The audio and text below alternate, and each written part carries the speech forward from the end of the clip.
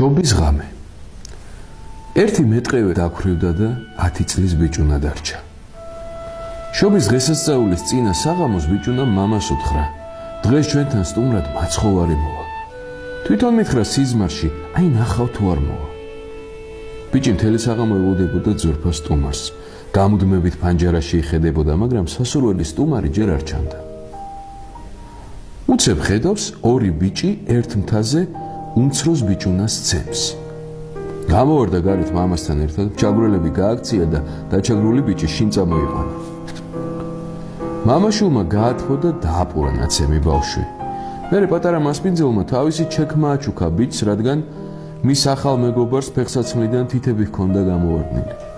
გახარებული გაისტუმრეს პატარა ბიჭი. მისი წასვლის შემდეგ ისევ მაცხოვრის მოლოდინმა დაისადგურა. ახლა ფანჯრიდან მოხუც გლახაკს მოჰკრეს თვალი, რომელიც მოწყალებას ითხოვდა. ისიც სახლში შეიყვანეს, გაათფეს, დააპურეს, თბილი ტანსაცმლით შემოსეს. გლახაკიც მადლიერი წავიდა მათგან. დაღამდა.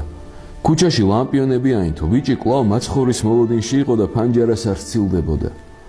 ლამპიონის შუქზე ბავშვიანი ქალი დაინახა, რომელიც ძლიერ ქარს ვეღარ უმკლავდებოდა, ცოტაც და დაეცემოდა. გამოვარდა მამაშვილი ზამთრის ყინვაში გარეთ და გაყინული დედაშვილი სახლში შეიყვანა. ერთად ივახშმეს, მერე ბიჭმა ღამის მათ სახლში გათენება შესთავაზა. მამამ კითხა, ჩვენ ხომ მეტი საწოლიც აღარ გვაქვს, სად დავაწვინოთო?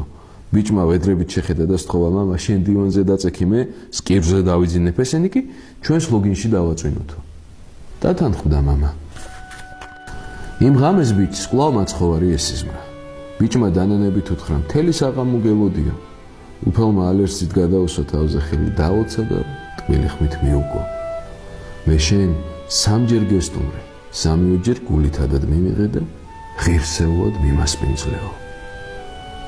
მაცხოვარმა ბიჭს გასული ყველა სტუმარი შეახსენა და უთხრა, ოდესღაც მე და დედას ეგვიპტეში გაქცევა მოგვიხდა და თითქოს ეგვიპტის უდაბნოში გენახოს ჩემი მშობელი, ისე იცანი ლამპიონის შუქზე და სახლში შემოიპატიჟეო. გაიღვიძა ბიჭმა და შეათვალიერა ოთახი. ხედავს სახლში მხოლოდ მამას ძინავს. თბილი ჩექმები პატარა ბიჭს რომ აჩუქა, ისევ თავის ადგილზეა, ისევე როგორც თბილი ტანსაცმელი, რითიც მამამ მოხუცი გლახაკი შემოსა. საშობაო ნამცხვარიც ხელუხლებელი დევს სადღესასწაულოდ მორთულ მაგიდაზე.